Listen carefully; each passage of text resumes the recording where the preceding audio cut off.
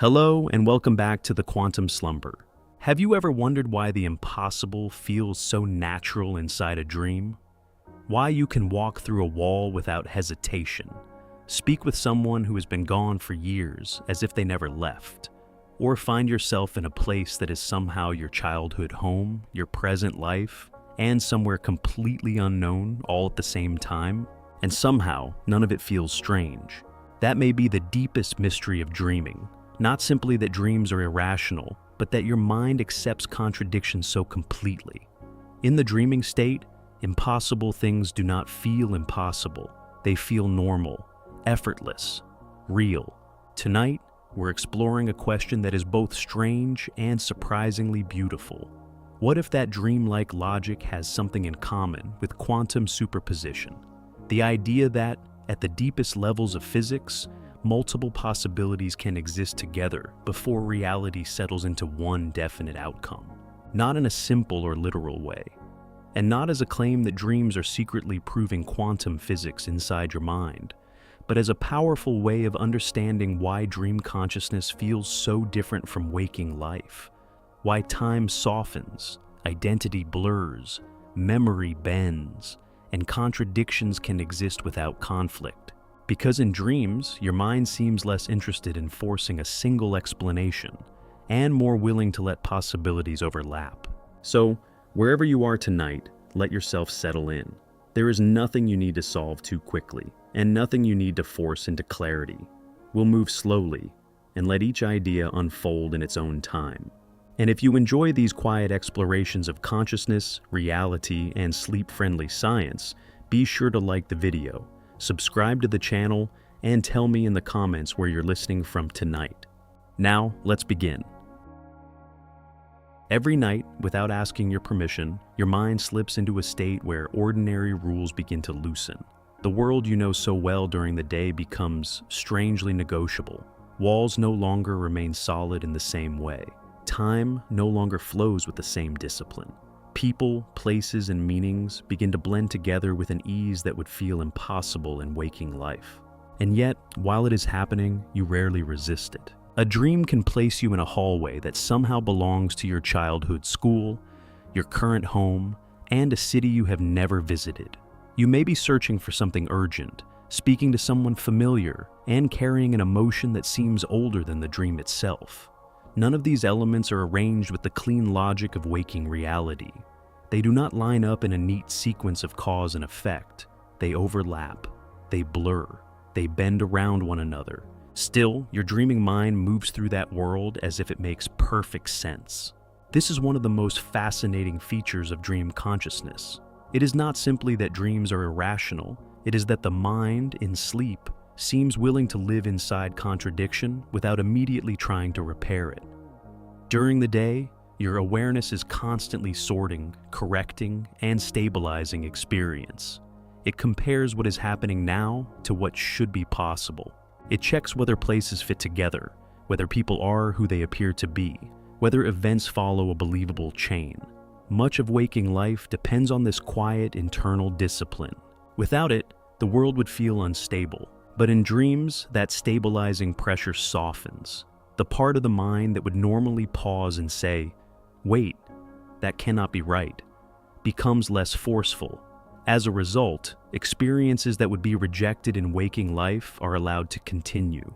A stranger can feel like your oldest friend. A conversation can happen with someone who is no longer alive. A room can open into a completely different century. You can be late for an exam in a school you never attended, while somehow knowing exactly why it matters. There is a temptation to treat this as a failure of thought, as though the dreaming brain is merely confused or disorganized. But that explanation is too shallow. Dream logic is not simply broken logic. It is another way of organizing experience. That distinction matters, because dreams are not random in the way static is random. They often carry emotional coherence even when they lack physical coherence. The events may be impossible, but the feeling is often precise. A dream may not obey geography, but it can still express loneliness with astonishing accuracy. It may not respect chronology, but it can reveal fear, grief, desire, tenderness, or unfinished tension, with a clarity that waking thought sometimes struggles to reach. In that sense, dreams are not meaningless because they ignore ordinary rules. They may be meaningful in part because they ignore them. Waking consciousness tends to prefer one clear interpretation at a time. It narrows, it selects. It turns a flood of sensory data, memories, expectations, and emotions into a story that can be lived inside.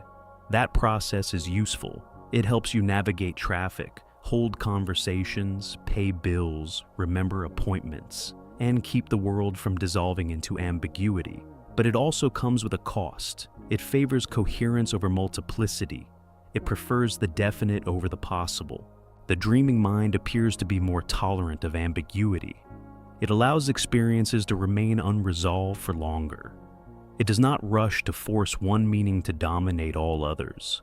A face can resemble two people at once. A place can carry several identities at the same time. An emotion can contain comfort and sorrow, together without being forced to choose between them.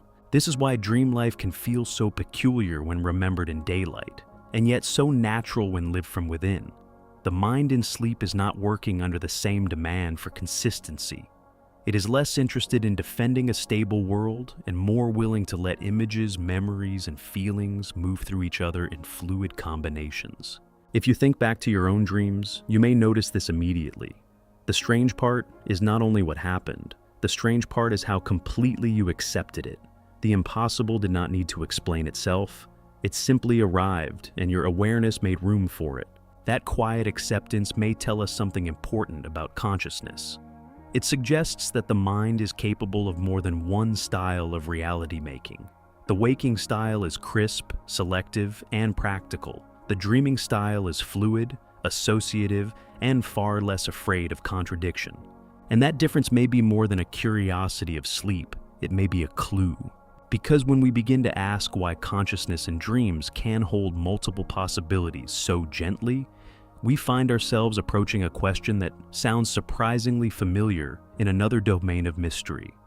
What does it mean for several possibilities to coexist before the mind insists on only one?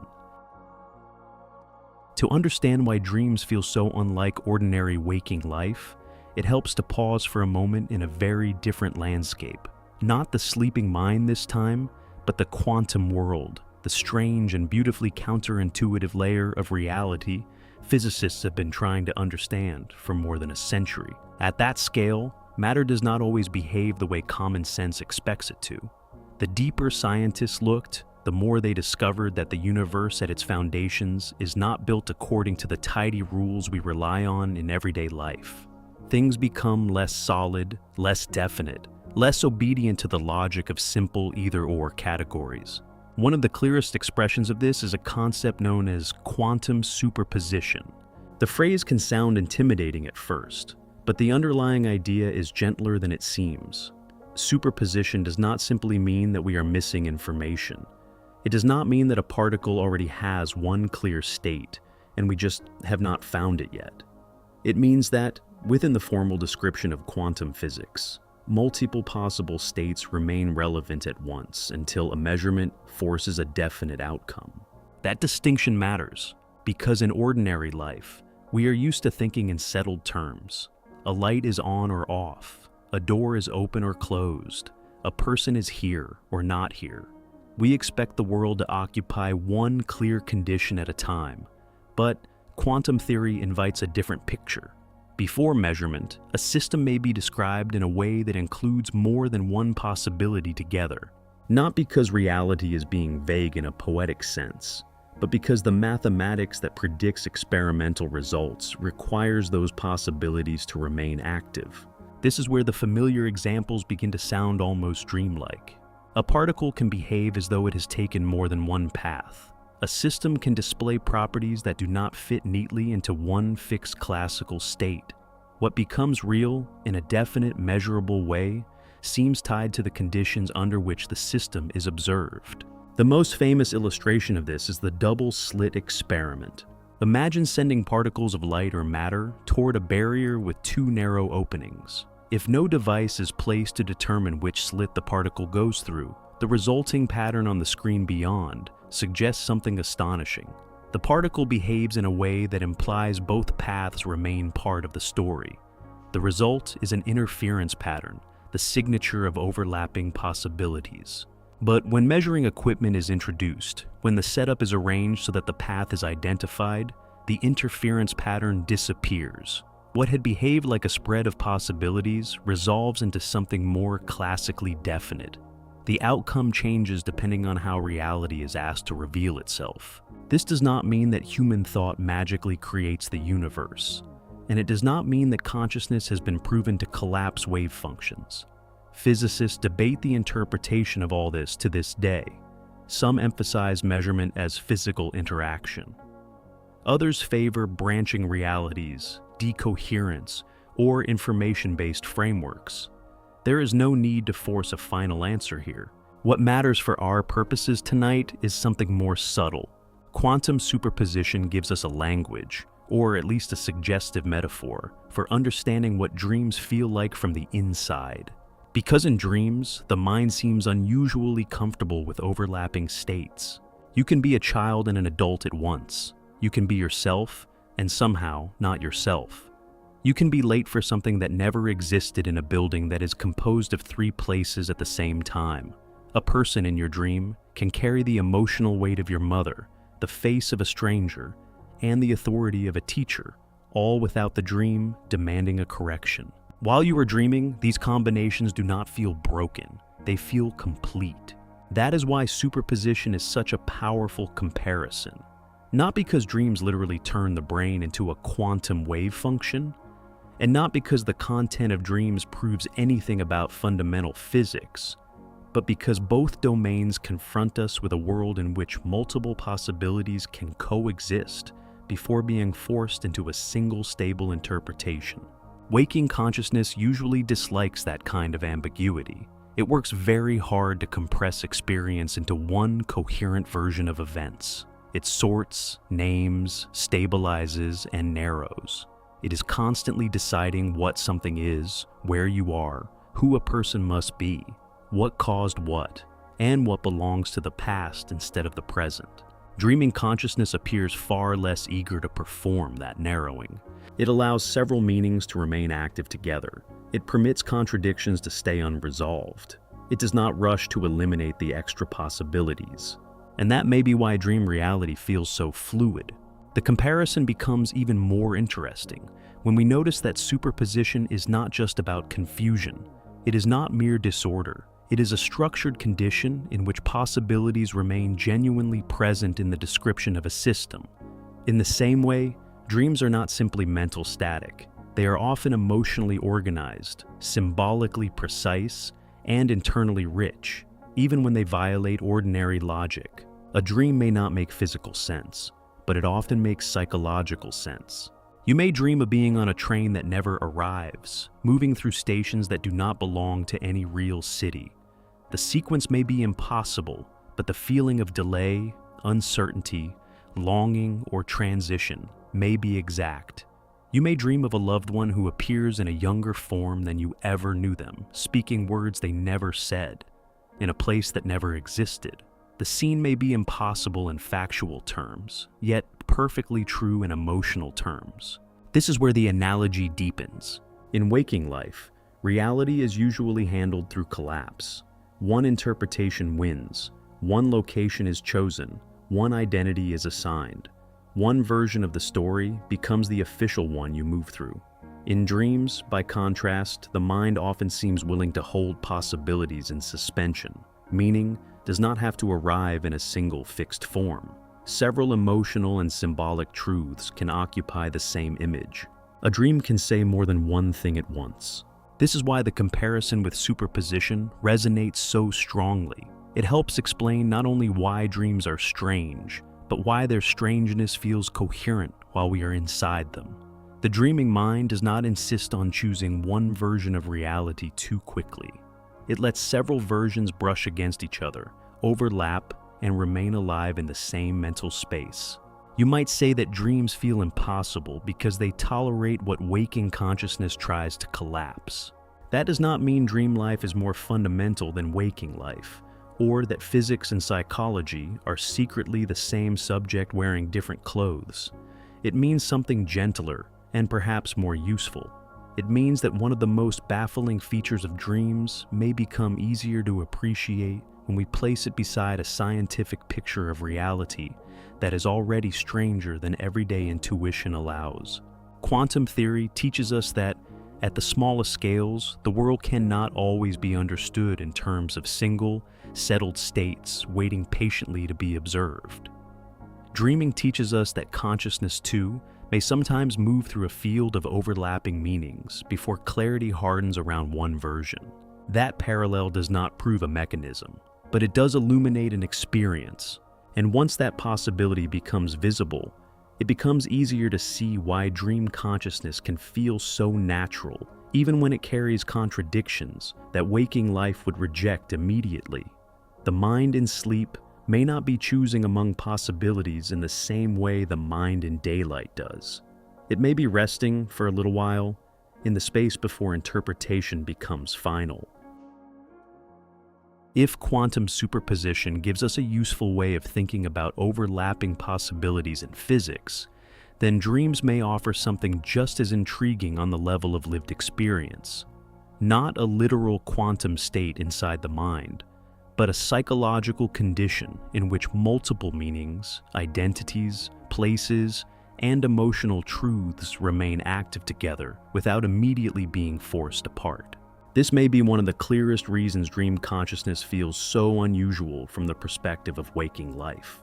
During the day, your mind is constantly narrowing the field.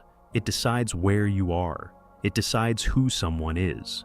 It decides whether a feeling belongs to grief or relief, whether a memory belongs to childhood or yesterday, whether a room is one room and not another.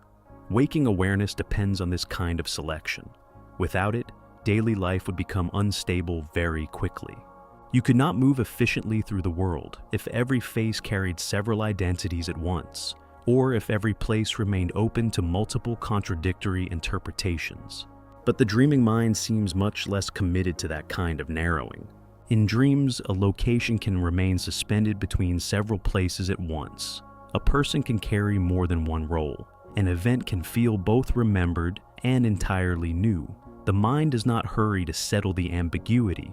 It lets the overlap remain, and because it does, dream experience can feel strangely full, almost saturated, as though more than one reality is quietly occupying the same mental space. Think of a vivid dream you have had, one that stayed with you after waking. Often the details are impossible to describe in neat, clean terms. You may remember standing in a house that was somehow not one house, but several layered together. Perhaps it contained the emotional atmosphere of your childhood, the physical layout of a place you once visited, and the strange, invented architecture that only dreams can create. None of these had to compete for dominance. They were all simply there, sharing the same scene without conflict. Or perhaps you dreamed of someone who was and was not themselves. Their face may have belonged to one person, but their presence, their voice, or your feeling toward them belonged to someone else. In waking life, this would be confusing. In a dream, it often feels immediately comprehensible. The contradiction does not break the experience. It becomes the experience. That is why it can be helpful to think of dreams as permitting a kind of psychological superposition. Several interpretive possibilities remain alive together.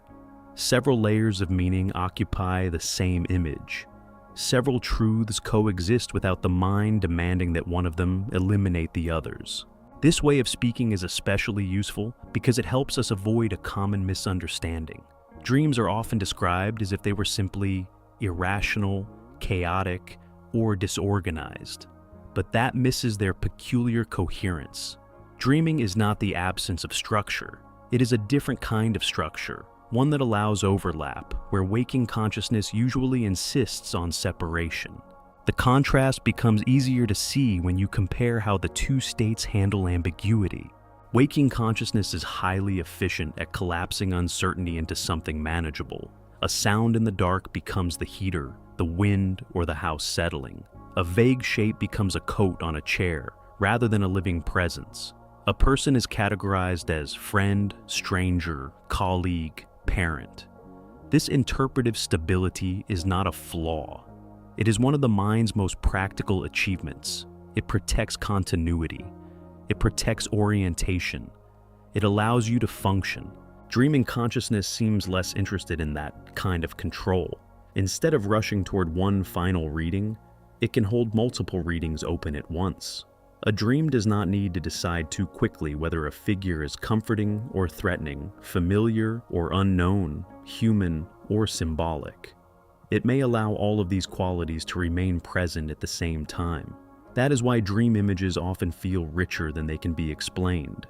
They contain more than one emotional or narrative direction at once. This may also be why dreams so often feel natural while they are unfolding, even when they become deeply impossible by ordinary standards. The dream is not failing to notice contradiction.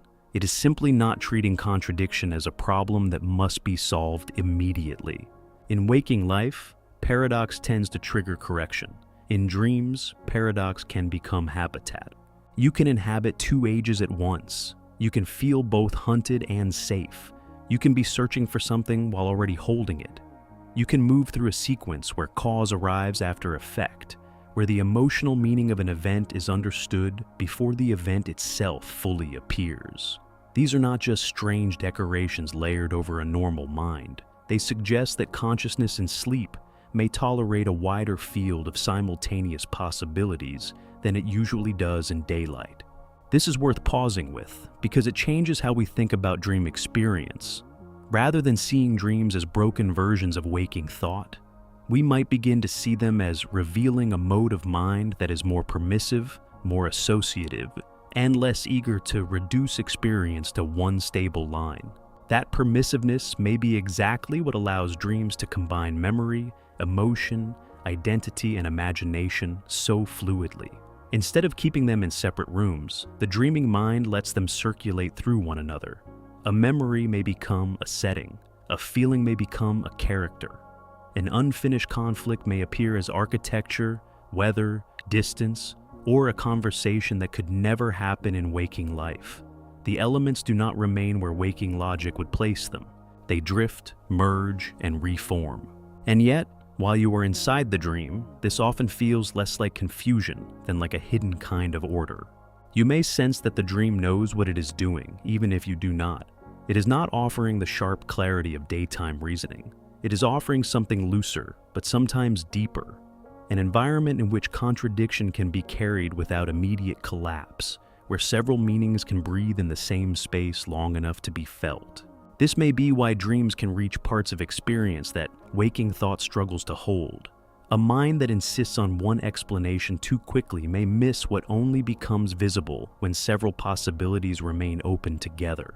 And once you begin to see dream consciousness this way, a quieter question begins to rise. If the sleeping mind can tolerate such overlap so naturally, what shifts inside the brain to make that strange openness possible?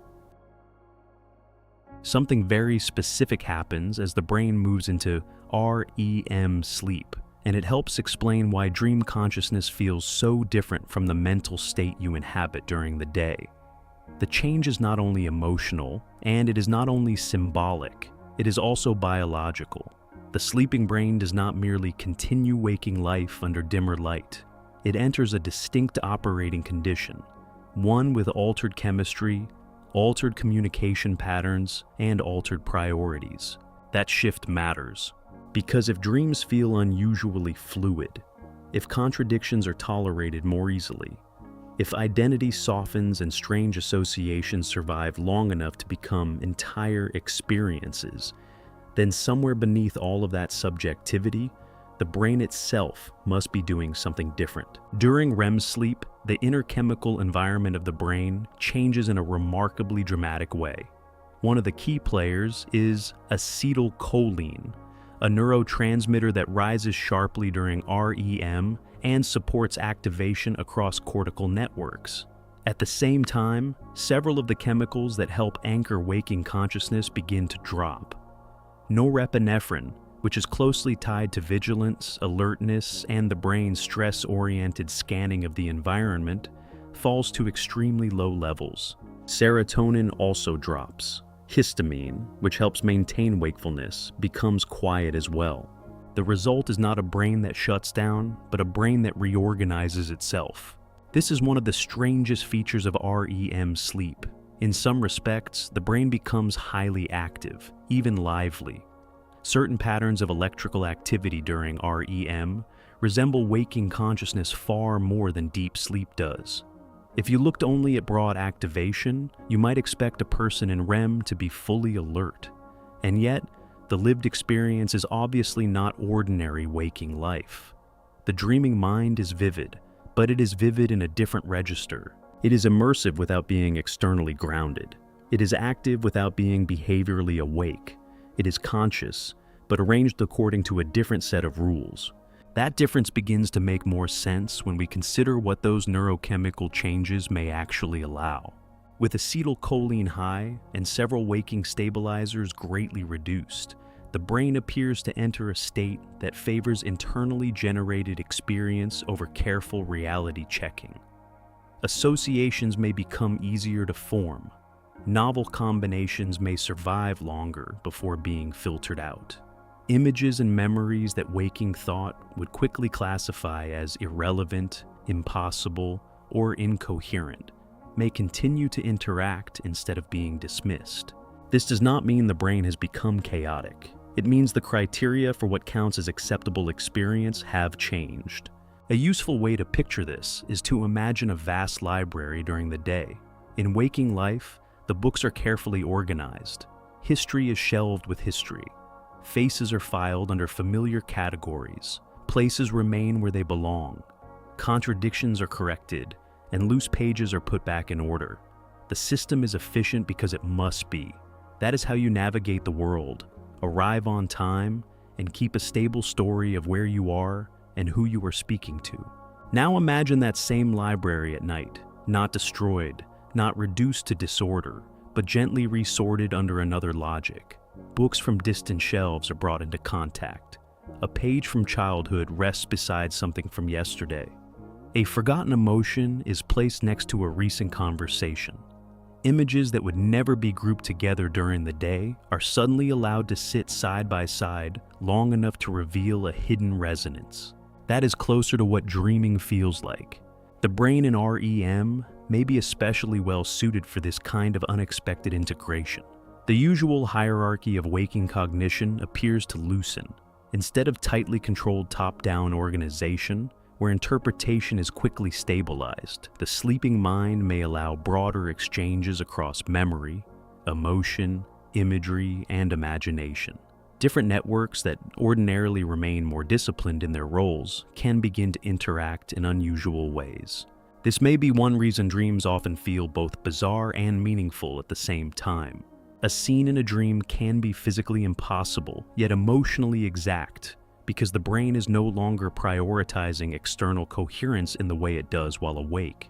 It may be prioritizing something else: integration, reassociation, emotional processing, symbolic expression, or the exploration of connections that daytime cognition usually suppresses. Researchers have also long been interested in the rhythmic activity that appears during REM, especially theta oscillations. These are patterns of brainwave activity associated with memory processing, navigation, and coordination across different regions of the brain. During REM sleep, theta rhythms become especially prominent and may help synchronize distant areas in ways that support rich internal simulation. Rather than each region operating in relative isolation, the sleeping brain can show coordinated activity across larger systems, allowing experiences to emerge that are not tied to a single memory or a single sensory source. This kind of large-scale coordination is important, because dreams often feel as though they are drawing from many places at once. A face may carry one memory, a room another, a feeling from somewhere deeper, and a narrative tension from something unresolved in recent life. These do not appear one at a time like neat slides in a projector. They arrive woven together. REM physiology may be one of the conditions that makes that weaving possible. Some researchers have suggested that this synchronized and chemically altered state could support more fluid forms of information integration than waking consciousness usually allows. That is a careful way of putting it, and it is worth staying careful. It does not mean the brain has been proven to perform literal quantum computation during REM. It does not mean dreams are direct evidence of microscopic superposition in thought. Those claims go beyond what science can currently establish, but it does suggest something genuinely fascinating. The biological conditions of REM may create an inner world where ordinary cognitive constraints relax just enough for more layered, overlapping, and nonlinear experiences to emerge. In waking life, the brain is constantly under pressure to orient the organism. Is that sound dangerous? Is that person familiar? Does this situation match what happened before? The priorities of waking consciousness are practical. It must keep you coherent, responsive, and anchored to the external environment. REM sleep has different priorities. The body is largely disconnected from outward action. Sensory input from the environment is reduced in importance. The brain is free to generate experience from within. That freedom appears to come with a remarkable consequence. The mind can explore improbable combinations without immediately collapsing them into a single final interpretation. This may be why dreams so often feel spacious in a peculiar way, even when they are emotionally intense. The experience is not tightly governed by the same internal editor that runs during the day. Contradictions can remain alive. Emotional associations can travel farther. A memory does not have to remain a memory. It can become a setting, a symbol, a person, a climate, a whole event. Seen from this angle, REM sleep is not just a period when random images happen to float through the mind. It is a distinct biological mode in which consciousness becomes less constrained by the ordinary demands of external reality. The chemistry shifts. Coordination patterns change. Filters relax. The brain remains active, but its activity is turned inward and reorganized. And that inward reorganization may be exactly what allows dreams to feel so permissive, so fluid, and so willing to host multiple possibilities at once. The result is not a lesser consciousness, but a different one. A mind less committed to immediate correction. A mind less bound to one clean narrative. A mind that, for a while, seems willing to let experience remain unfinished, overlapping, and alive. And when consciousness becomes that much softer in how it organizes the world, another question begins to come into view. What happens to the quiet inner force that usually selects, narrows, and decides what becomes real in awareness? There is another reason the comparison between dreams and quantum theory feels so compelling, and it lives in one of the oldest mysteries in modern physics. Not only the mystery of superposition, but the mystery of what happens when possibility becomes a definite experience. In ordinary life, you rarely notice how much your mind is doing to stabilize reality. You open your eyes in the morning, and the room appears already organized. The walls remain where they were. The objects around you belong to one place and one meaning. A sound from outside is understood as a passing car, the wind, a bird, or a distant voice. Your attention moves quickly, quietly, almost invisibly, selecting what matters and letting everything else fade into the background. The world feels coherent, not because coherence is automatic, but because your mind is constantly helping produce it. This selective activity is so familiar that it becomes almost impossible to see. And yet, if you look closely, waking consciousness behaves very much like a kind of inner observer. It focuses, it filters, it narrows, it turns a field of potential interpretations into one usable scene. Countless impressions are available at any given moment, but only a few become the story you consciously inhabit. Right now, for example, as you listen to these words, there may be sensations in your body you are barely noticing. There may be faint sounds in the room, fragments of memory at the edge of awareness, passing thoughts that almost formed and then vanished. All of that is present in some loose sense, but your attention does not grant all of it equal reality. It selects. It brings one thing forward and lets another recede. That process is not identical to quantum measurement, of course. It would be a mistake to flatten physics into psychology too quickly.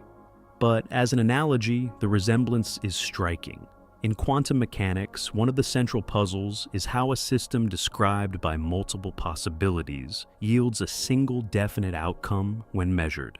In waking consciousness, one of the central mysteries is how so many possible perceptions, meanings, and mental states are continuously narrowed into one stable stream of experience. You might say that awareness during the day is always making choices about what becomes real enough to matter.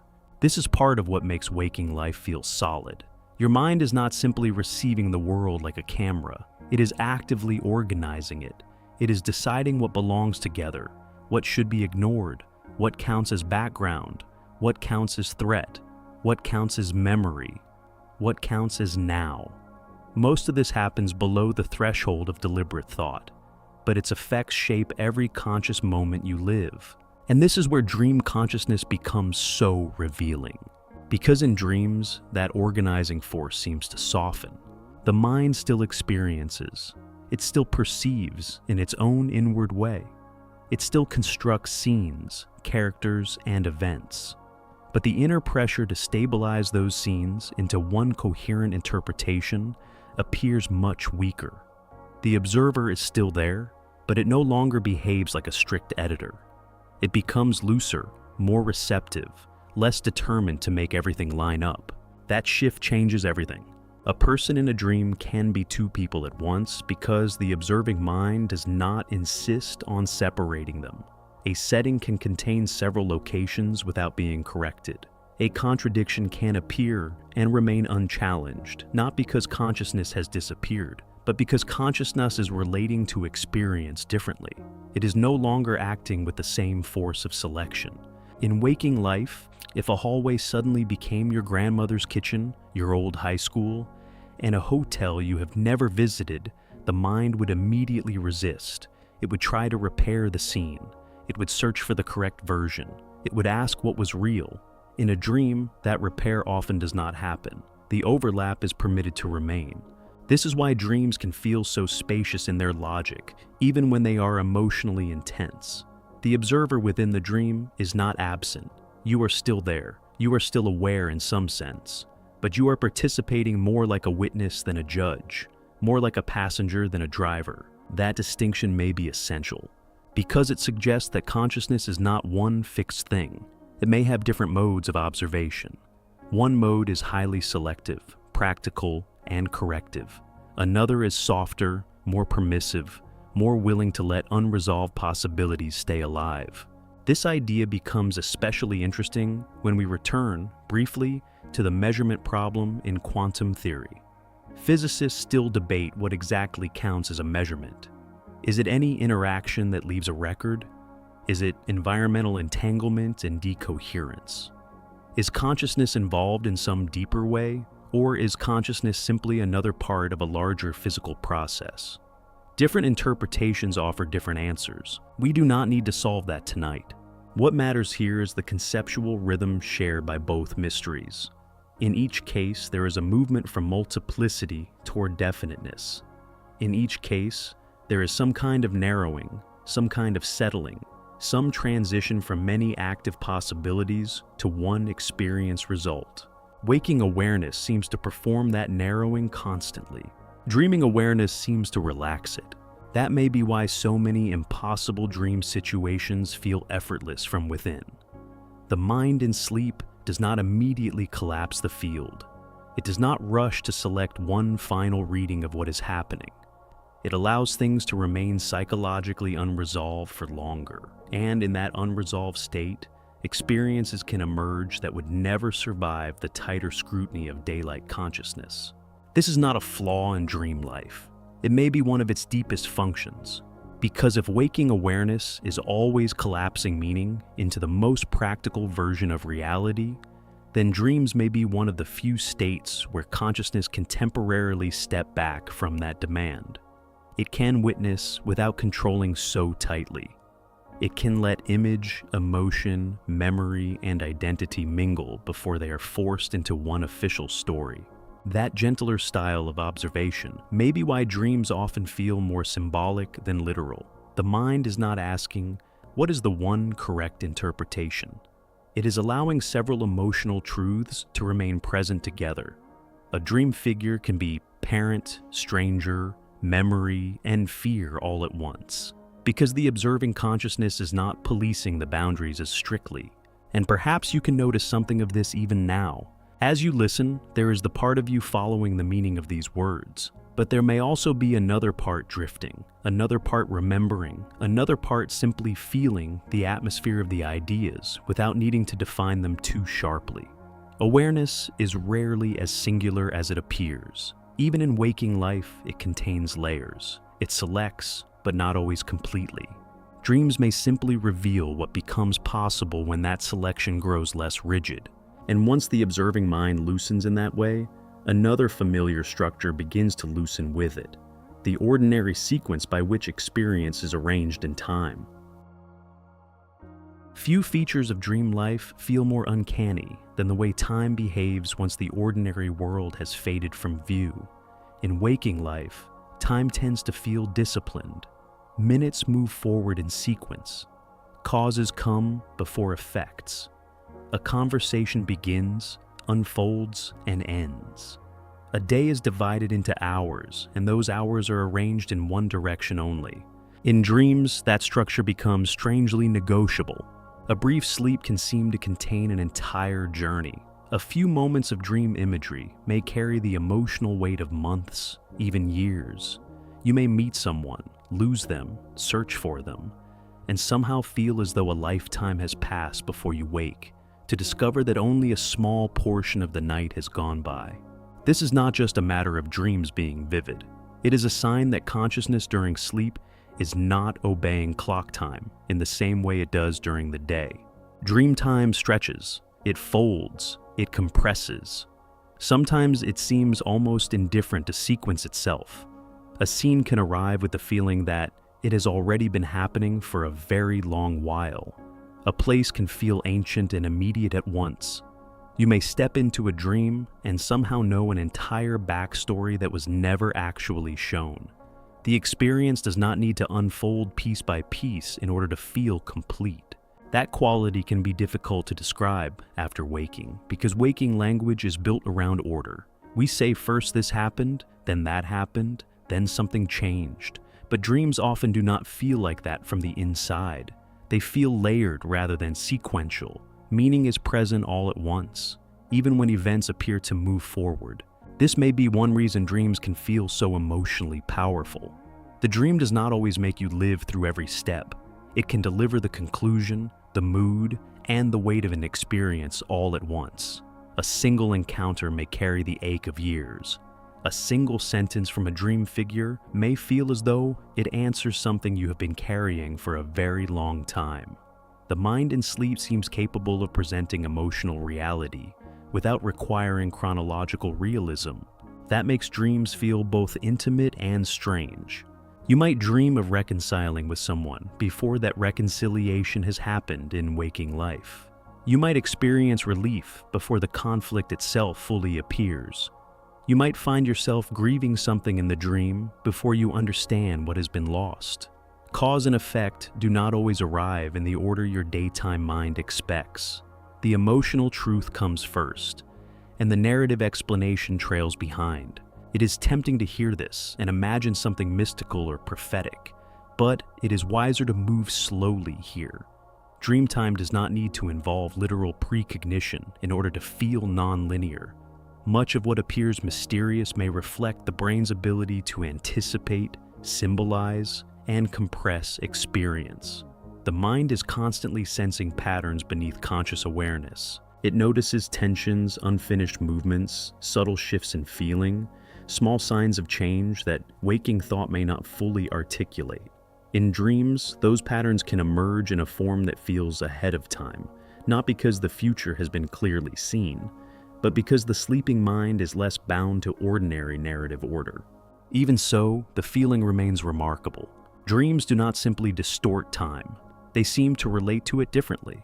Waking consciousness is usually linear. It depends on sequence. It builds reality moment by moment, with one event placed carefully after another. Dream consciousness feels more relational. It links things by emotional proximity, symbolic resonance, and inner significance rather than by strict chronology. That is why a dream can move from childhood to adulthood without warning and still feel internally continuous. It is not trying to preserve external time. It is organizing experience according to another principle. What belongs together emotionally may appear together, even if those elements are decades apart in ordinary life. The comparison with quantum ideas becomes quietly suggestive here. At the smallest scales of physics, the neat order of everyday intuition becomes less dependable. Time, causality, and the relation between events can appear far less straightforward than common sense assumes. Dreams do not prove anything about those physical mysteries, but they do offer a psychological echo of what it feels like when ordinary sequence loosens and possibility becomes less rigidly ordered. In a dream, your mind seems less committed to marching through time, one clean step at a time. It is more willing to move through an inner landscape where memory, anticipation, emotion, and image can exist in unusual proximity. Instead of following the clock, it follows relevance. Instead of obeying schedule, it obeys meaning. You may have felt this yourself in the moments after waking from a vivid dream. There is often a peculiar sensation that the dream did not merely happen in time, but outside the usual texture of time. It can feel near and far at once. It can feel recent, ancient, unfinished, and complete altogether. The memory may be fragmentary, yet the emotional atmosphere remains whole. That is part of what makes dream life so hard to capture and so difficult to dismiss. It does not behave like ordinary experience reduced in clarity. It behaves like another arrangement of consciousness altogether, one in which sequence is softer and duration is no longer the main container of meaning. And when time begins to loosen in that way, space often follows close behind. There is a special kind of strangeness that belongs almost entirely to dreams. It is not only that impossible things happen there, it is that impossible places feel completely livable while they are happening. A staircase may lead upward and somehow arrive beneath the ground. A door may open into a room that should not fit inside the building at all. A small house may contain endless corridors, hidden floors, and distant wings that seem older than the rest of the structure. A street may curve into a beach, then become a classroom, then turn, without warning, into a place you have never visited and yet somehow recognize. In waking life, space is one of the mind's greatest anchors. Rooms stay where they are. Buildings obey dimension. Streets connect according to geography. If those rules were broken even briefly, the world would feel unstable very quickly. Your ability to move, orient, and survive depends on a fairly reliable sense that locations remain consistent and that one place does not quietly become another behind your back. Dreams are under no such obligation. They allow space to behave with a kind of fluid logic that would be intolerable in daylight and utterly natural in sleep.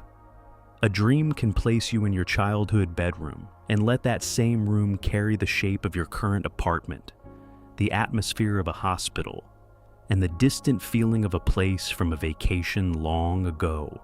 None of these elements have to fight for dominance. They can remain layered together, and the dream moves forward as if no explanation is needed. This is one reason dream environments feel so memorable. They are not merely settings, they are composites. They gather pieces of memory, feeling, and symbolic meaning into a single lived space. The result is often impossible in physical terms, but exact in psychological terms. You may dream of a house that is larger on the inside than on the outside. That image appears often enough in dream life that many people recognize it immediately. In waking reality, such a place would be absurd, but in a dream, it can feel deeply right. The impossible size may express something about memory, secrecy, hidden emotional rooms, or the sense that the self contains more than the waking mind usually notices. The geometry is broken only if you assume the dream is trying to reproduce the external world. Very often, it seems to be doing something else entirely. It seems to be organizing meaning. That may be the most important shift in perspective here. Dream spaces are rarely concerned with accuracy. They are concerned with significance. A hallway does not have to connect two physically plausible rooms. It may be connecting two emotional states. A city does not need to obey maps. It may be built out of layers of belonging, fear, nostalgia, distance, and unfinished memory. A locked door in a dream may matter less as architecture than as a living symbol of access, loss, privacy, or refusal. Seen this way, dream geometry is not random distortion. It is a kind of spatial metaphor made experiential. You do not merely think about the impossible place. You inhabit it. This gives dream life a remarkable quality. It turns inner conflict, longing, confusion, and memory into environments you can move through. Instead of carrying an emotion as an abstract feeling, the dreaming mind may construct a whole landscape that allows that feeling to become visible. A narrow corridor can become anxiety. A vast, roofless room can become grief. A maze of familiar but altered houses can become the experience of trying to find your way through old versions of yourself. And because all of this is happening within a state of softened reality checking, the mind does not interrupt to demand that the structure make physical sense. That may help explain why dream spaces can feel richer than ordinary places, even when they are unstable. They are not simply locations. They are intersections where many streams of experience meet at once. Memory, emotion, identity, and imagination all leave traces there. A single room may carry the emotional weather of several eras of life. A doorway may separate not just two spaces, but two meanings. There is also a useful neuroscientific way of thinking about this. During REM sleep, the brain is not receiving and organizing external sensory space in the same way it does during waking life. Instead, it is generating internal environments from stored material, especially memory fragments, emotional associations, and learned spatial maps. Under those conditions, it makes sense that the resulting dream world would not reproduce one coherent physical location. It may draw from multiple internal models at once. Your brain has many maps of many places. It has impressions of childhood rooms, school hallways, workspaces, highways, forests, airports, hotels, hospitals, kitchens, basements, balconies, backyards. In waking life, these are kept in clearer relation to one another. In dreams, the boundaries soften. Different maps may overlap. One space may borrow from another. A familiar doorway may open into a place built from three separate memories and one emotion that has no visible form except this newly invented architecture. This is where the comparison to quantum-like thinking becomes evocative again. Dream space can seem less like a fixed classical geometry and more like a field of overlapping spatial possibilities. Not literal physics, not proof of microscopic superposition in cognition, but a descriptive resemblance. Several locations remain active at once. Several spatial identities coexist. The dream does not insist on one final layout. It allows the scene to remain open, layered, and internally mobile. That is why a room in a dream can be many rooms at once and still feel stable from within the dream itself. What waking consciousness usually demands from space is consistency. What dream consciousness seems to permit is coexistence. And these impossible places are often unforgettable precisely because they do not feel meaningless. They may be bewildering after you wake, but during the dream, they often carry an unmistakable sense of relevance. You know, somehow, that the place matters, even if you cannot say why. The emotional charge is unmistakable. The dream house, the shifting school, the endless hotel, the city of wrong turns, the ocean behind the closet door, these remain with you because they seem to say something that ordinary space cannot. They speak in arrangement rather than argument. They let the mind build a world that reflects the inner shape of experience rather than the outer measurements of reality. And once space becomes that flexible, another structure begins to loosen along with it. If a place can hold several realities at once, then perhaps a person can as well. There may be no feature of dreaming more quietly unsettling than the way the self begins to loosen once sleep takes hold. In waking life, identity usually feels stable enough to move through the world without much effort. You wake with a name, a history, a body, a point of view, and a fairly continuous sense that you are the same person who went to sleep the night before. Even when moods change, even when memory falters, there is still a persistent feeling of being someone definite. Dreams do not always honor that certainty. In dreams, you can remain yourself and yet not quite be yourself. You may move through a scene with your own awareness, but with another face.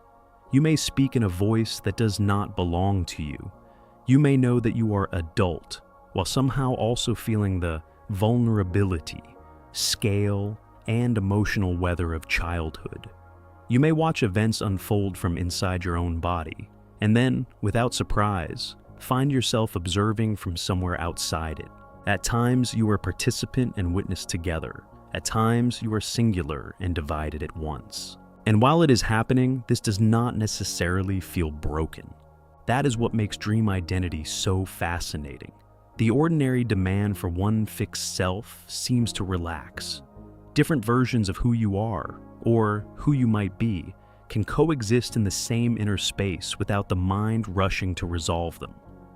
The dreaming self is often less like a single solid character and more like a shifting center of experience through which several possibilities move. This is where the comparison with superposition becomes especially evocative.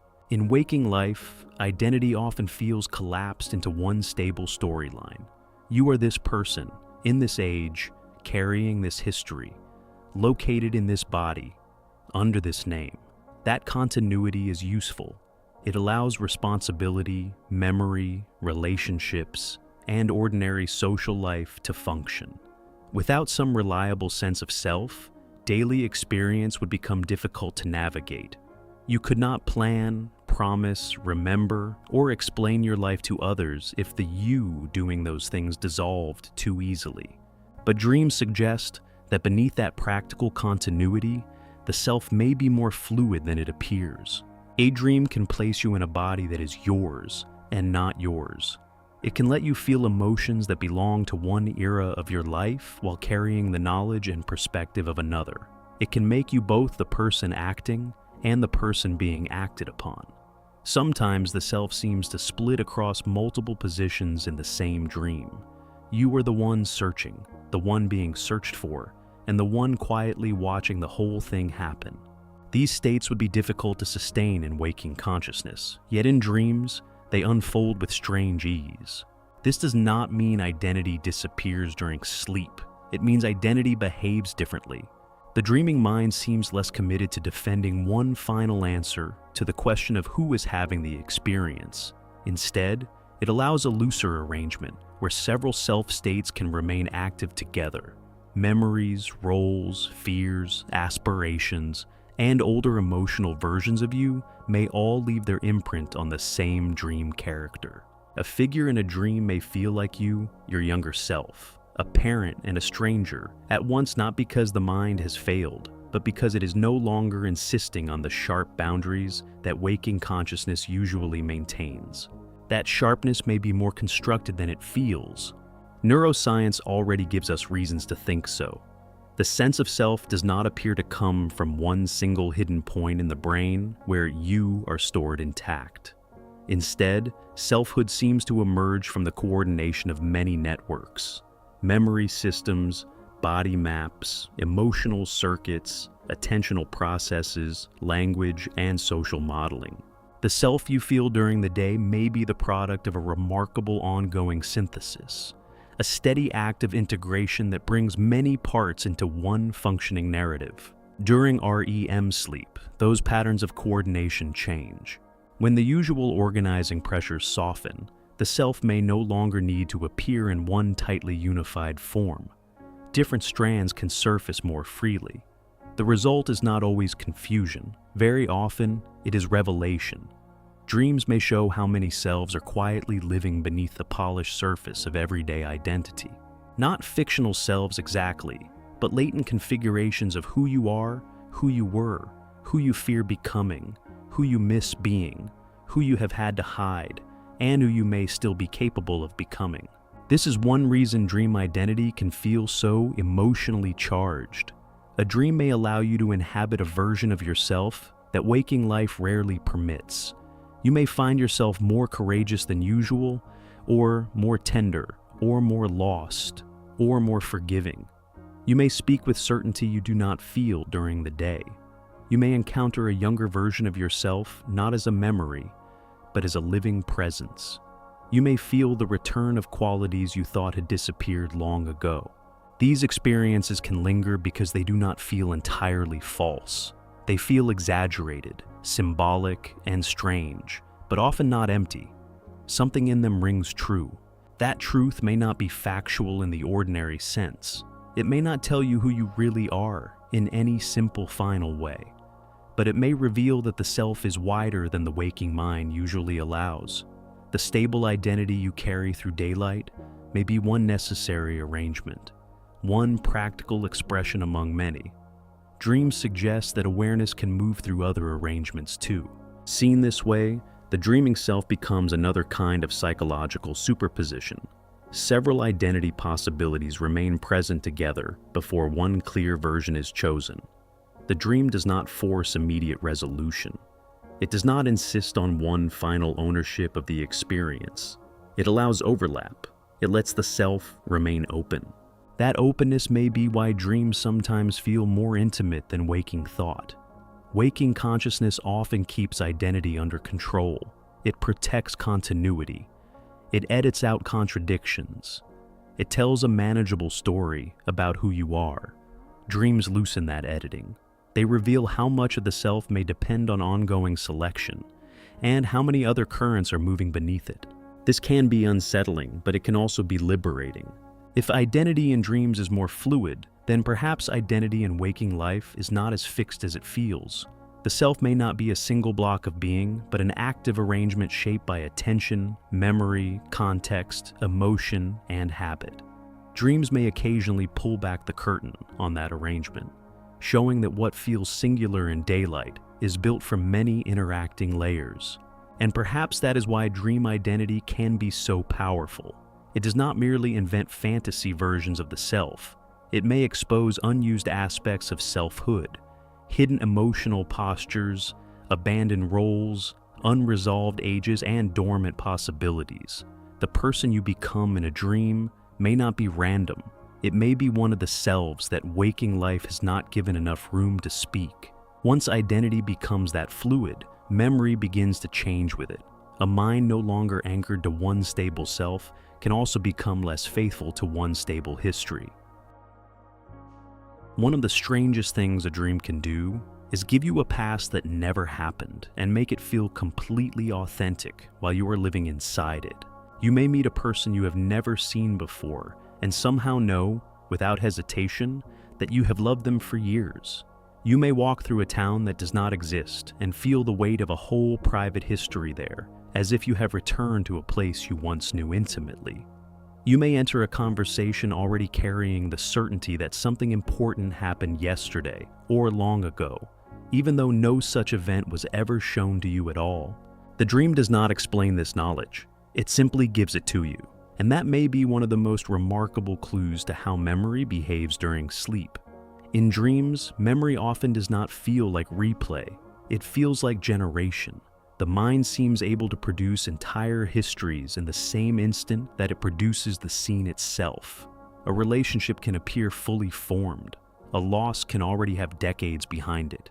A room can arrive with the emotional texture of countless forgotten visits, even when the room itself is newly invented. This is difficult for the waking mind to understand, because waking memory usually presents itself as retrieval. We tend to imagine that memory works like opening a drawer and taking out what was already there, even when we know scientifically that memory is reconstructive. Everyday experience still encourages the feeling that the past is stored somewhere intact, waiting to be accessed. Dreams expose how incomplete that picture may be. They reveal that memory can feel absolutely real without being historically real. They show that familiarity can be generated, not only recovered. A dream can produce a false history with such emotional conviction that, while you are in it, there is no distinction between remembered and invented. The difference matters only after waking, when daylight logic returns and begins asking what actually happened. That question, though natural, may not be the most interesting one. A more revealing question might be this: what kind of mind can create a memory-like feeling so instantly and so completely? What does it tell us that consciousness can generate the sense of a past, not just the image of a present? This is where dream memory becomes especially fascinating. It does not merely rearrange familiar material in clumsy ways. It often creates the experience of continuity itself. A dream character may feel known, not because you have ever met them, but because the mind has constructed a field of significance around them. The feeling of shared history, trust, resentment, longing, or unfinished intimacy can emerge immediately, without the slow accumulation that waking life would require. A single glance in a dream can contain years. A single room can contain a childhood that was never yours.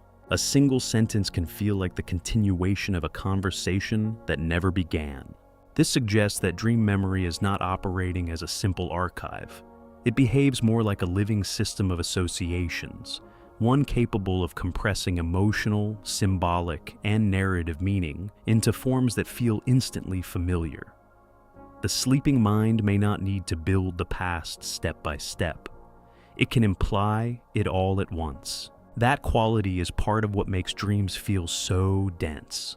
They often carry far more meaning than they seem to display on the surface.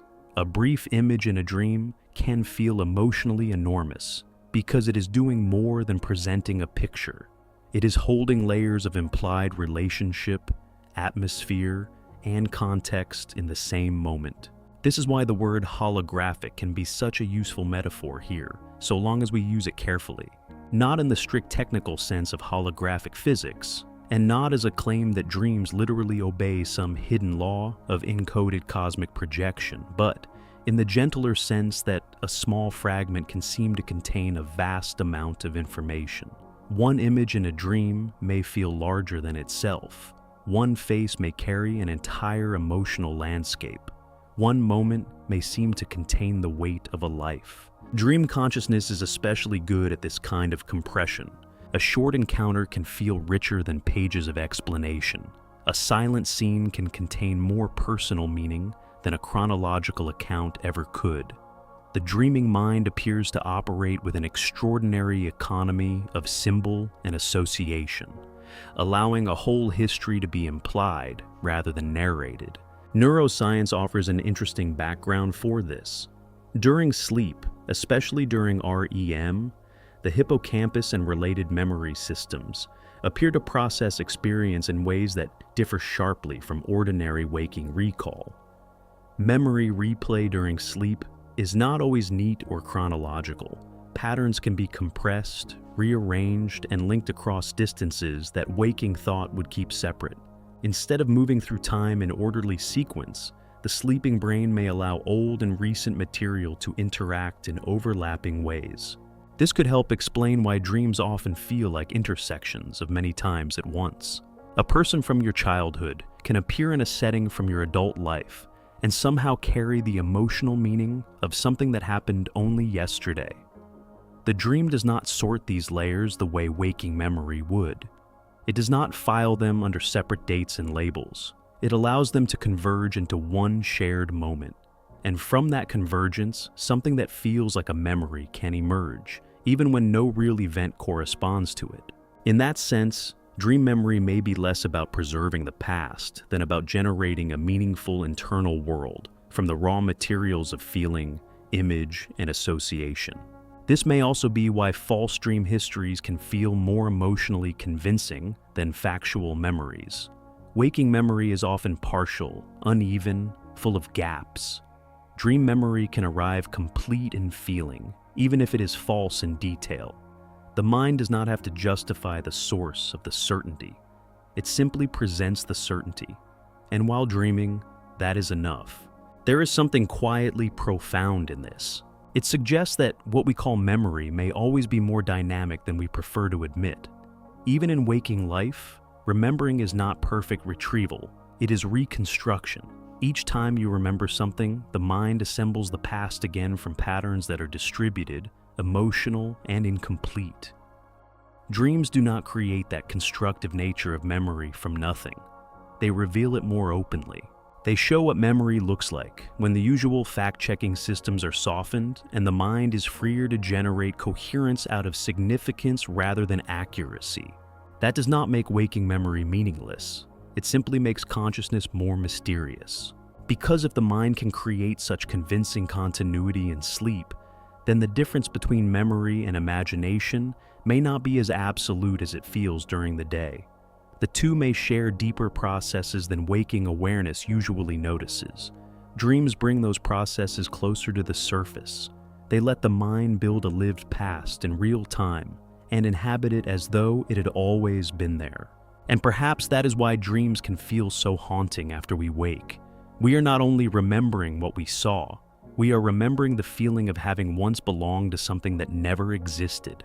That feeling can stay with us longer than the dream itself. And once memory becomes that fluid, another layer of experience begins to change with it as well.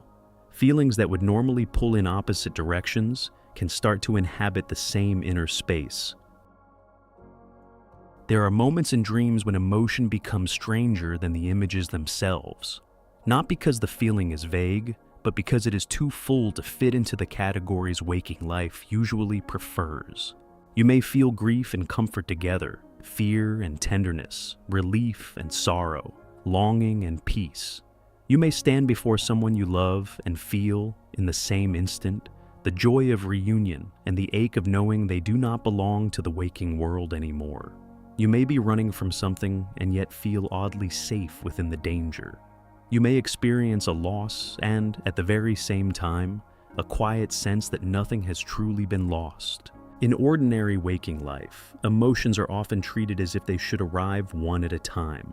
We ask ourselves whether we are sad or relieved, angry or forgiving, afraid or calm. Even when our inner life is more complicated than that, we usually try to organize it into cleaner shapes. We want emotional clarity because clarity feels manageable.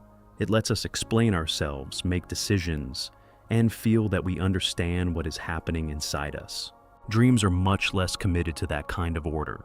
They allow emotional states that seem, from the outside, incompatible. Not muddled exactly, and not merely mixed in a dull or confused way. They can feel intensely precise, even when they contain opposites. That is what makes dream emotion so distinctive. It is not always simpler than waking feeling. Very often it is more layered. This is where the idea of emotional superposition becomes especially useful. Not as a literal claim about quantum particles hiding inside human feeling, but as a way of describing how dream consciousness can hold several emotional possibilities at once without forcing them into immediate separation. A dream can sustain more than one truth in the same moment. The heart, in sleep, seems less eager to collapse itself into one final answer. That may be one reason dreams can feel so overwhelming and so healing at the same time. Waking consciousness often wants emotional experience to resolve too quickly. It wants the story to make sense. It wants forgiveness to follow pain in a neat sequence, or closure to arrive after explanation, or grief to slowly turn into peace in a way that can be narrated and understood. Real life rarely works so neatly. Most deep feelings do not travel in straight lines. Love can survive anger. Fear can live beside desire. Relief can arrive before understanding. A part of you can let go, while another part still clings. During the day, that complexity can feel difficult to bear. In dreams, the complexity remains, but the pressure to simplify it often loosens. This may be why dream emotions can feel more honest than waking interpretations. A dream is not always trying to tell you what you should feel. It may simply let you feel more than one thing at once. It may allow sorrow to remain sorrow without denying the presence of comfort beside it. It may allow tenderness towards someone you are still angry with. It may allow you to stand inside contradiction without demanding that one side defeat the other. That ability matters more than it may seem, because unresolved pain often survives precisely where the waking mind demands impossible coherence. You tell yourself you should be over it by now. You tell yourself you should know how you feel. You tell yourself the relationship was either good or bad, the loss either accepted or not, the wound either healed or still open. But inner life is rarely so binary. Many of the heaviest emotional burdens persist because the mind keeps trying to force a clean conclusion on experiences that are inherently layered. Dreams do not always make that mistake. They may hold incompatible feelings in suspension long enough for something deeper to happen. Not a solution in the ordinary sense, and not always an answer, but a form of emotional contact that waking thought often avoids. A dream can allow grief to touch love without either one canceling the other. It can allow fear to soften in the presence of care. It can let the heart feel two opposite movements and recognize that both belong. This is not weakness. It is not indecision. It may be one of the mind's most powerful integrative capacities. The emotional life of dreams suggests that consciousness is capable of carrying contradiction without collapsing under it. That may be one of the hidden gifts of sleep. In the dream state, you are not always required to choose between emotional truths that waking life treats as mutually exclusive. You can love someone and resent them. You can miss what hurt you. You can feel the impossibility of a situation and, at the same time, the quiet beginning of acceptance. Perhaps you have felt this yourself after waking from a vivid dream. The details fade, but the emotional residue remains unusually rich. Not simple sadness, not simple relief, but some more complicated weather that continues moving through you for hours. You may not even know what the dream was trying to say, yet something in you feels shifted. A knot has loosened slightly. A pressure has changed shape. Some part of the heart has been allowed to breathe in a way it could not manage in daylight. That is worth taking seriously, because it suggests that dream consciousness may not only be strange, it may be skillful in ways waking life seldom recognizes. By allowing contradictory emotional states to coexist without immediate collapse, dreams may create conditions in which unresolved pain can be held more gently. The dream does not demand that the feeling becomes simpler before it becomes bearable. It only asks that it be felt. And when consciousness becomes capable of holding emotion that way, something else begins to emerge as well. The possibility that healing does not always arrive through logic, but through the quiet permission to let conflicting truths remain together long enough for the heart to soften. There are some wounds that waking thought does not know how to solve. It can circle them. It can name them. It can analyze what happened, replay the conversation, imagine better endings, search for causes, assign blame, soften blame, revisit old memories, and still find itself standing before the same ache. Some forms of pain do not remain because we have failed to think clearly about them. They remain because they belong to parts of experience that are deeper than logic alone can reach. This is one reason dreams can feel so unexpectedly healing. Not because they always offer answers, and not because they erase grief or resolve conflict in any final way. Very often, they do something quieter than that. They create a space where the heart can move differently than it does during the day. A dream may allow contact where waking life allows distance. It may allow tenderness where waking consciousness remains defended. It may allow unfinished feelings to exist together long enough for something inside us to soften. Consider what dreams so often make possible. You may speak with someone who has died, not as an abstract memory, but as a felt presence. You may sit beside them, hear their voice, notice their face, and for a few moments the ordinary impossibility of that encounter no longer matters. Or perhaps you dream of reconciling with someone who cannot be reached in waking life, someone who is gone, estranged, or no longer able to hear what remains unsaid. The conversation in the dream may never have happened in external reality, Yet the relief that follows can feel genuine. That does not mean the dream has literally changed the facts of the world. It means it has changed the conditions under which the emotional experience is being held. This distinction matters. The healing power of dreams does not necessarily come from making the impossible physically real. It may come from allowing the mind to experience symbolic resolution with a depth that waking thought cannot easily permit. A dream can create an environment where grief and reunion, sorrow and comfort, absence and presence are allowed to stand together without being forced apart too quickly. Waking life often insists on sharper divisions. Someone is here or they are gone. A relationship is intact or broken. A conflict is solved or unsolved. But the heart does not always live by those categories. Love can remain after loss. A bond can continue after contact ends. Anger and affection can survive in the same inner space for years. Dreams seem willing to acknowledge that emotional reality more honestly than waking logic sometimes does. This may be part of why certain dreams stay with us for decades. A person may wake from a dream about a lost parent, a former partner, or a friend who has passed away and feel, not that the loss has vanished, but that something inside it has shifted. The grief may no longer feel as rigid. The pain may still be there, but with more air around it. A knot has loosened. A sentence never spoken has somehow found its emotional counterpart. Nothing in the external world has changed, and yet the inner world has become more livable. That kind of change should not be dismissed simply because it occurred in a dream. Psychologically, it is real. Modern sleep research gives us a gentler framework for understanding why this might happen.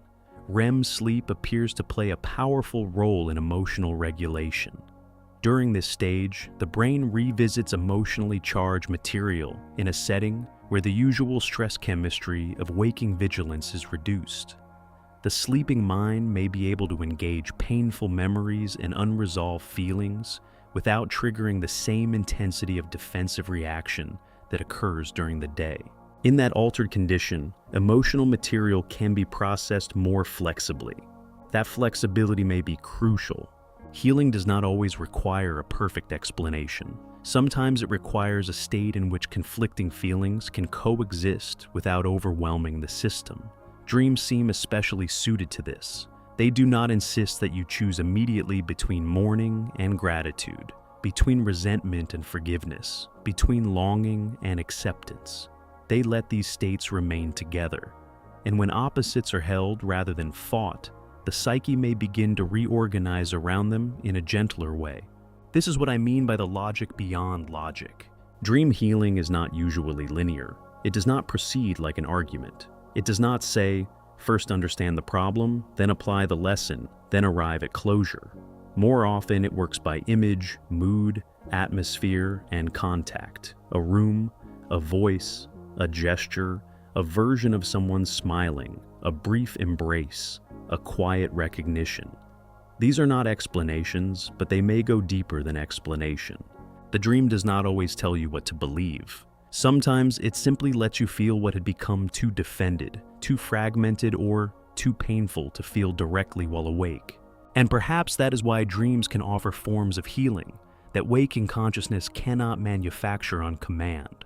During the day, the mind often wants resolution before softness. It wants certainty before surrender.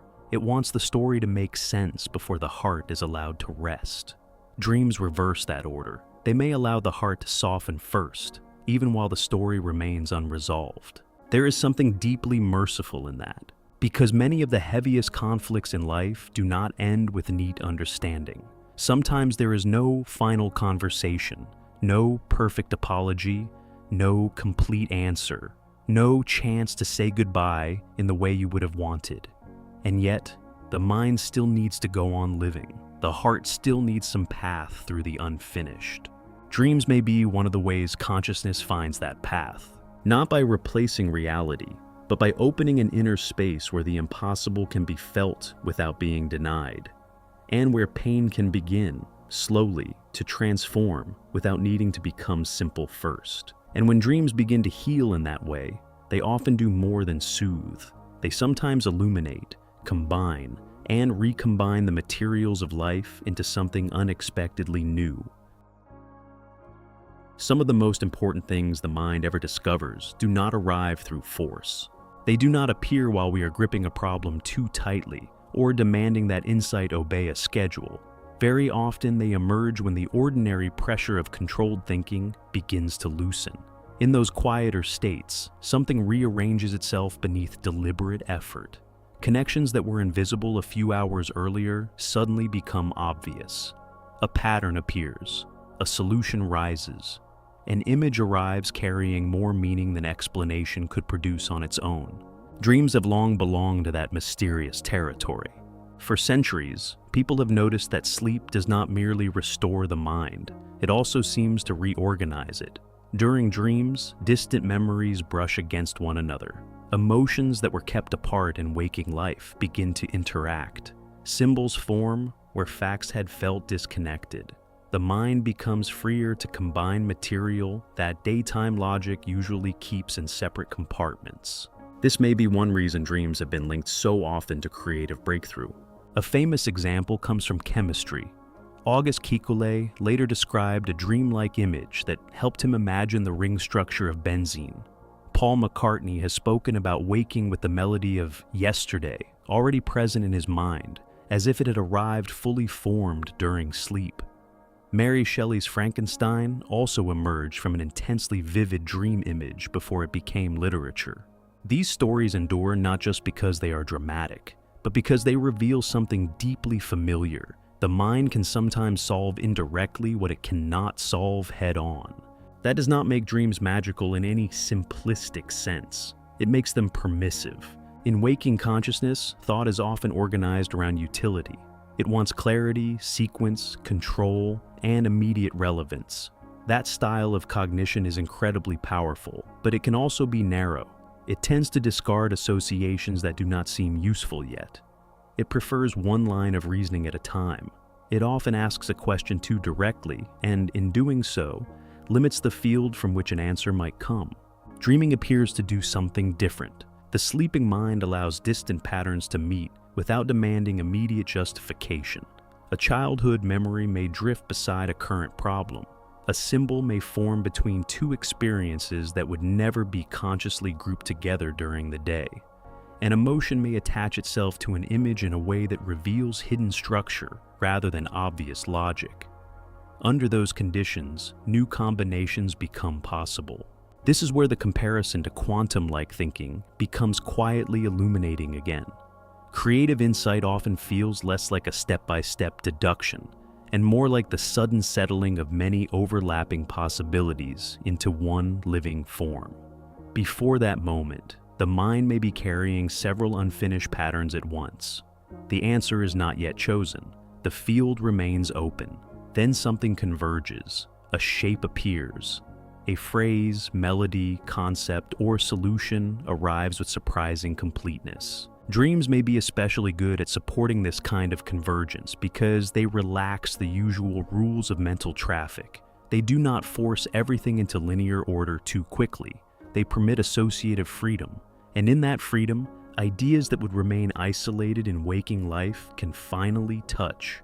This may be why creative people so often describe inspiration in language that sounds almost like recollection rather than invention. They say the idea came to them. The image appeared, the melody arrived, the solution was simply there when they woke up. Of course, the mind has been working all along, but it was working in a mode less visible to conscious control. That hidden work matters. It suggests that creativity is not only about intellect or discipline, though both matter greatly. It may also depend on the mind's ability to tolerate uncertainty long enough for unexpected combinations to form. Dreams provide one of the clearest examples of that tolerance. They welcome overlap. They allow fragments to remain unresolved. They hold open a space where meanings can circulate before one becomes dominant. And that may be why the same flexibility that makes dreams feel strange can also make them useful. The dream world does not create insight by becoming more orderly than waking thought. It creates insight by becoming less rigid. It allows the mind to move sideways, to combine what had been separated, to feel what had not yet been understood, and to discover forms of relationship that straight-line reasoning may never find on its own. When we sleep, consciousness does not simply switch off. In some quiet and deeply hidden way, it continues composing. And at the edge of that composition lies another question, one that pushes beyond psychology and toward biology itself. If dream consciousness can become this fluid, this integrative, and this generative, how far should we go in asking whether life may sometimes reach into processes stranger than we once imagined? By this point, a natural question begins to rise. If dreams feel so fluid, so layered, and so strangely tolerant of overlapping possibilities, how far should we go in trying to connect that experience to the deeper physics of life itself? It is an alluring question, but it asks for care. For a long time, many scientists assumed that quantum effects belonged almost entirely to extremely small, isolated, carefully controlled systems. Living organisms seem too warm, too wet, too noisy for fragile quantum behavior to matter in any meaningful way. Biology, on the surface, looked far too messy. And yet, modern research has complicated that picture. In photosynthesis, certain light harvesting systems appear to make use of quantum effects in ways that improve efficiency. Some migratory birds may rely on subtle quantum processes related to magnetoreception as they navigate across vast distances. Even enzymes, the tiny molecular workers of life, sometimes show behavior that invites quantum descriptions, including tunneling effects. None of this means biology is secretly magical. It means life may be more physically subtle than older assumptions allowed. That alone is enough to widen the imagination. If living systems can, in some cases, preserve and exploit quantum behavior, then it becomes reasonable to ask whether the brain, the most intricate biological system we know, might involve physical processes not yet fully understood. That question does not prove anything about consciousness, but it keeps the door open. This is where more controversial ideas begin to appear. One of the most famous is the proposal that microtubules, tiny structural components inside neurons, might play a role in consciousness through quantum processes. The idea is provocative because microtubules are highly organized, deeply embedded in the architecture of cells, and, in theory, could offer environments where unusual forms of information processing might be discussed. Some thinkers have wondered whether the extraordinary nature of conscious experience could depend, at least in part, on processes more delicate and more fundamental than conventional neural signaling alone. It is important to slow down here. There is no scientific consensus that microtubules generate consciousness through quantum computation. There is no established evidence that dreams become dreamlike because quantum coherence is unfolding in a literal, experimentally confirmed way inside the sleeping brain. These ideas remain speculative, interesting, and deeply debated. The same caution applies when people reach for words like entanglement. It can be tempting to imagine that minds might be connected the way entangled particles are connected, or that shared dream patterns point toward hidden non-local links between consciousnesses. As a poetic intuition, this can feel beautiful. As a scientific claim, it remains unproven. At most, such ideas belong to the edge of speculation, where metaphor, theory, and wonder meet but should not be confused with evidence.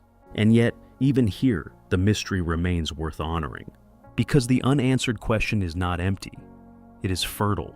It reminds us that both consciousness and quantum theory still contain regions we do not fully understand. We know enough to be humbled, but not enough to close the case. Perhaps that is the most honest place to rest for a moment, not in certainty, but at the boundary where disciplined science and deep wonder can still look at each other without collapsing into the same thing. And when we leave that boundary, what remains is not a final answer, but something gentler. The recognition that every night, as consciousness slips into dreaming, it enters a strangeness that may be more revealing than we yet know. And so, tonight, we do not arrive at a final answer. We arrive somewhere quieter than that. We arrive at the recognition that dreams may not need to be fully solved in order to matter. whether their strange logic is only a metaphorical echo of quantum superposition, or whether consciousness itself is more flexible than our waking minds usually allow, the mystery remains deeply beautiful. Every night, as you drift into sleep, something remarkable begins to happen. Identity softens, time loosens, memory recombines. Impossible things stop feeling impossible. And for a little while, your mind enters a world where contradiction can exist without conflict, where emotion can move without explanation, and where reality feels wider than daylight ever suggests. Perhaps that is one of the quiet gifts of dreaming. Not that it gives us certainty, but that it reminds us how much of consciousness is still unknown. It reminds us that awareness is not a simple mechanism, and that the inner world may hold more depth, more softness, and more possibility than we notice when we are busy, alert, and trying to make everything fit neatly into place. If this journey helped you slow down tonight, you can support the Quantum Slumber by liking the video, subscribing to the channel, and sharing a thought in the comments. I'd love to know where you're listening from tonight, and whether your own dreams have ever felt strangely layered, impossible, or more meaningful than words could fully explain. And now, as this exploration gently comes to rest, you can let the questions loosen with you. You do not need to solve them tonight. You only need to rest inside them for a little while. So let your breathing grow softer. Let your thoughts drift farther apart. Let the day fall away. And as sleep begins to gather around you, may your mind move gently into its own mysterious landscapes, where the impossible feels natural, where wonder asks for nothing, and where consciousness keeps dreaming quietly in the dark. Sleep well, dream deeply, and I'll see you in the next one.